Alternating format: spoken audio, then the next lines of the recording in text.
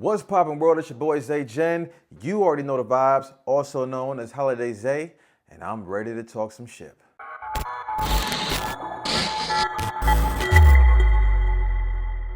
All right, so today we have quite a few tips to cover today. This is 32 tips as a first-time Carnival cruiser.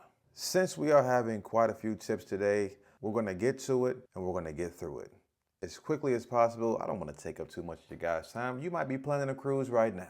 But, please know that some of these tips may apply and can apply to other cruise lines as well. Tip number one, download the Carnival Hub app. The Carnival Hub app will be your lifeline when on the ship to access shows, create dining times, to access your, what is the thing called? Money, your account. You need your Carnival Hub app, so on and so forth. Tip number two, put your phone in airplane mode. You do not want no problems with those roaming charges. Tip number three, show up to popular shows early. I have seen comedy shows where they are standing in line at least 45 minutes before the show starts, and that line is long already. Tip number four, fly in the day before. Fly in the day before.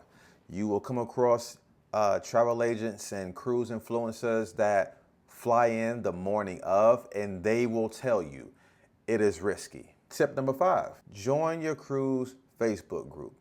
Especially if you're going solo and you are, looking for friends, the Facebook group will be your clutch to finding friends before boarding the ship. Tip number six, choose your travel partner wisely. Being in those staterooms, they are very small. You don't want no smoke with a cabin mate in the size of those staterooms. Please travel with someone that you get along with. Tip number seven, the main dining room, MDR, and the buffet pretty much serve the same thing. If you go to the main dining room and you see what's on the menu, just know that 9 chances out of 10, what you see there is being served buffet style in the Lido Marketplace. It's just a matter of, do you want to wait for your food to be served fresh, or do you want to have quick access to your food with people sneezing, coughing, and touching all over the utensils? It's your call. Tip number eight, try not to wing your cruise itinerary. Research as much as possible, because winging it can definitely put a hole in your pocket if you're not careful. Tip number nine, invest in a passport. Passports are not required to cruise in closed loop cruises, but if you plan to do a cruise out of Europe or do an open loop cruise that leaves from the US and ends up in another country, you definitely need a passport for that. Plus, if you are doing a closed loop cruise and you happen to go to a port and something happens to you over there, especially if you miss that ship, you're gonna want a passport. Tip number 10, don't double tip unless that's your preference. What do I mean by double tipping? If you do not have the drink package and you choose to individually purchase your drinks, when you purchase that drink and they give you the receipt to sign, a lot of people don't pay attention to the entire receipt. The receipt already has a percentage gratuity attached to it, and you might put down $1, $2, or $3 for a tip, not knowing that they already have 18% coming out of that. Tip number 11, try to avoid the long lines at guest services. Typically the peak times are the day of embarkation and when that gratuity charge hits your account. Pro tip, go late at night. Guest services is 24 hours. Go down at 11:30 or later. I've went down there at 2 o'clock in the morning to get something taken care of, and there was absolutely no line. Tip number 12, book excursions through the cruise line. Why? Because if something happens while you're out and the ship is scheduled to leave at 4 and you can't make it back until 7, guess what? The ship will still be there when you get back. If you happen to be cheaper and book a cruise through a third party and your the departure time is 4 p.m. and you get back at 7 p.m., well, there won't be a ship for you to board. Tip number 13, beware of the bottled waters in your stateroom. You're gonna get those tall bottled waters. You see them, people think that, oh, they're complimentary. If you're a first timer, not for you. There is a charge. Now, just know you can drink it, but once the stateroom attendant comes and cleans up your room and notice that 1 or 2 bottles of water have been used, they will charge it to your folio. Tip number 14, cruising is cashless, meaning that you will not use cash while on the cruise for anything. The only thing is in the casino. You can put cash into the machines. That is it. Everything else, you will have to either go to guest services or the kiosk to transfer your cash onto your Sail and Sign card, or whatever cruise line that you're on, whatever they call it, you will have to transfer your cash onto your card or your wristband. Some cruise ships use wristbands, however it works. Tip number 15, please know that shorter sailings, 3-4-day cruises, especially those weekend cruises, are more of the party ships. They call them booze cruises, okay? If you're looking for that type of vibe, that type of energy, book a 3 or a 4-day. Typically, I'm not gonna say the name of the ship, the party ship sails out of Miami. It's very, very popular. Tip number 16, always go by the ship time. Your watch, your phone sometimes will not stay in sync. When you go to different ports, the time zone will switch. Now, you would think that, oh, okay, technology is great. My phone and my watch will switch automatically. That's not the case every single time. Please be aware of the timing of your watches and your phones and make sure that they are in sync with ship time. We are halfway through our tips as a first-time Carnival cruiser, and if you are getting any type of value out of these tips, please do your boy a favor and hit that like button and subscribe to your boy's channel. Tip number 17, if you are a gum chewer, you might want to bring your own gum. From my understanding on a sailing from a crew worker, there's no place on the ship that sells gum. The reason that she gave me is because a lot of people would, they have gum. They take it out, they stick it underneath the tables. Obviously, that's not sanitary. Also, that's disgusting. They want to try to eliminate as much of nasty things as possible.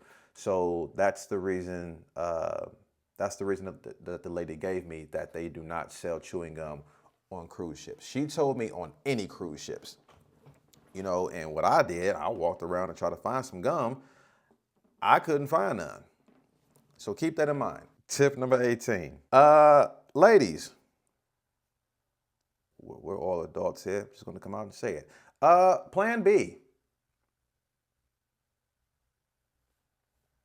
Invest. Especially, listen, we don't judge. We don't judge. If you're on vacation and you want to get down with the get down and you want to do all the do, might want to bring some reinforcements, just in case.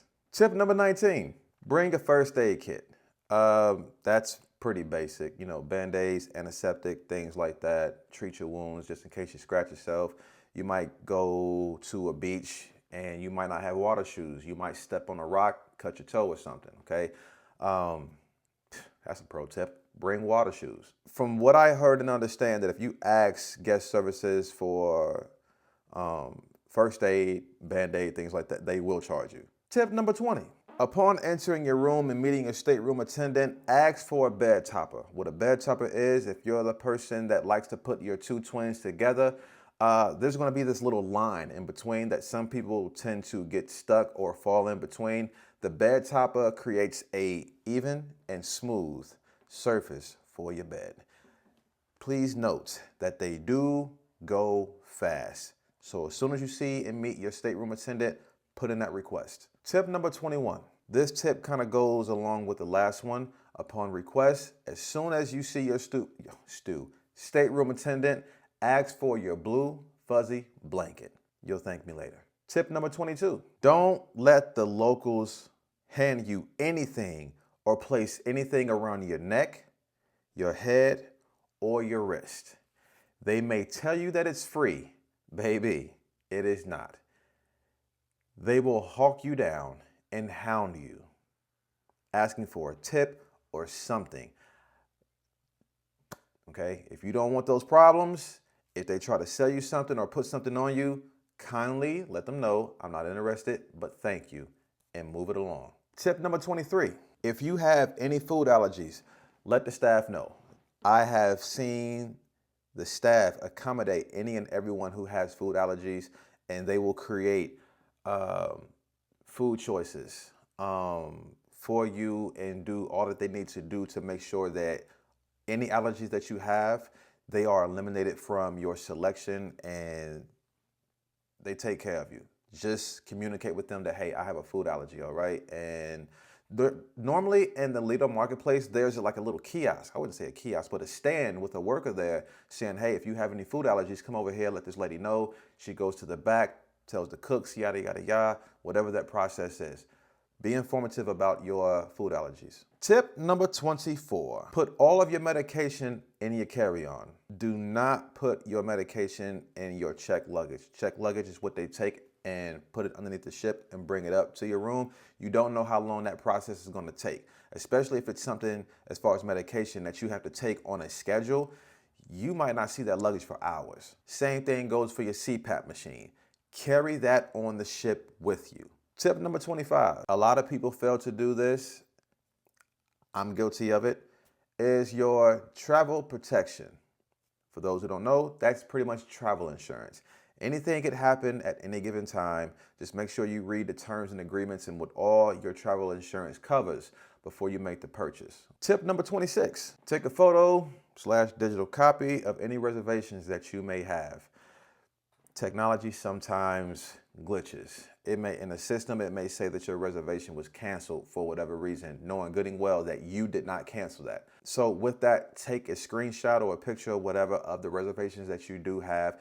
If you go into the app to show that, hey, my reservation was canceled, I didn't cancel it, go down to guest services, let them know that, listen, this is the screenshot that I took before it glitched out, yada, yada, yada. They can call down, check it. They'll see that everything's fine and you're good to go. Tip number 27, take a photo of your passport and your license. Tip number 28, do not throw anything overboard. Anything.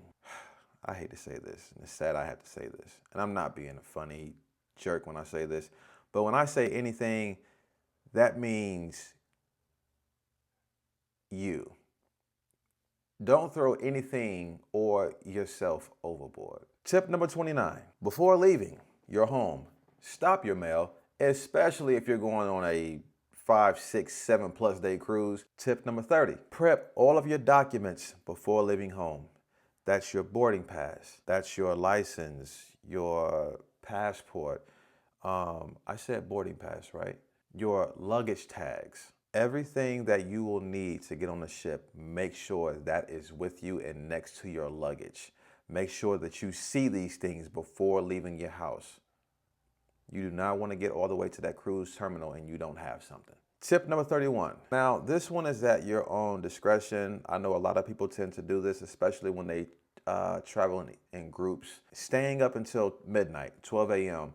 to do your check-in. This will give you a better variety of choosing your boarding time.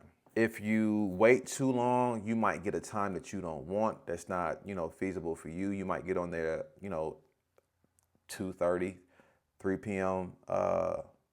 Embarking time, and you might want to get on there early. Stay up till 12 a.m. or go to sleep, set your alarm clock for 11:58, log on, refresh it a few times, boom. Tip number 32, last and final tip, very simple. Make a checklist of everything. That comes with packing your clothes, your toiletries, your documents, everything. And as you verify everything, you check it off the list. And then what you do is you set the checklist either next to or on top of your carry-on and or checked luggage bag. And before you go, if need be, go through and check everything again just to make sure that you have everything, okay? So that does it.